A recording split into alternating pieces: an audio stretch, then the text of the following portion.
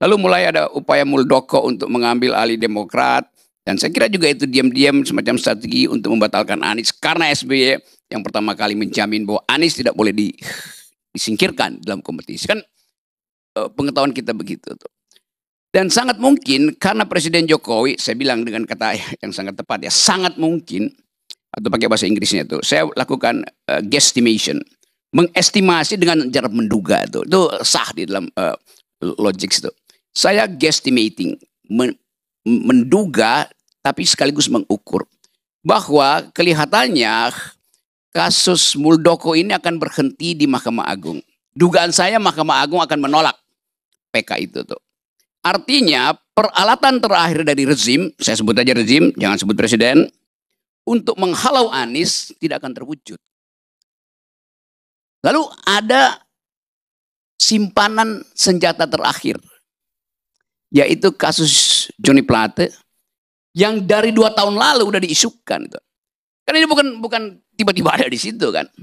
Jadi di dalam dugaan intelektual saya, akhirnya ditemukan semacam, ya ini peluru terakhir, peluru emas. Berguna apa nggak berguna itu tergantung dari keadaan politik nanti itu. Kalau berguna, artinya Johnny Plate dinyatakan salah, maka batallah seluruh pencalonan Anies. Lalu gembira.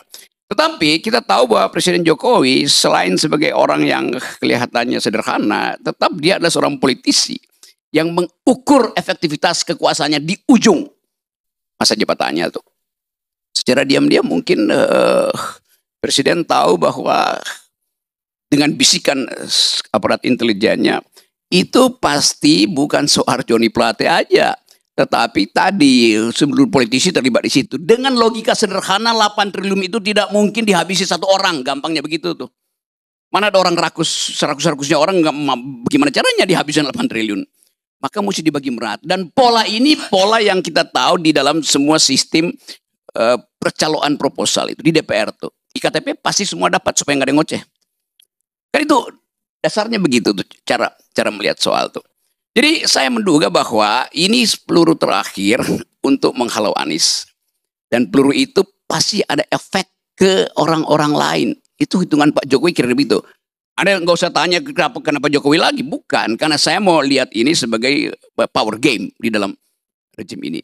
Jadi kira-kira begitu. Lalu tiba-tiba nama PDIP disebut di situ dengan 2 tokoh. Okay.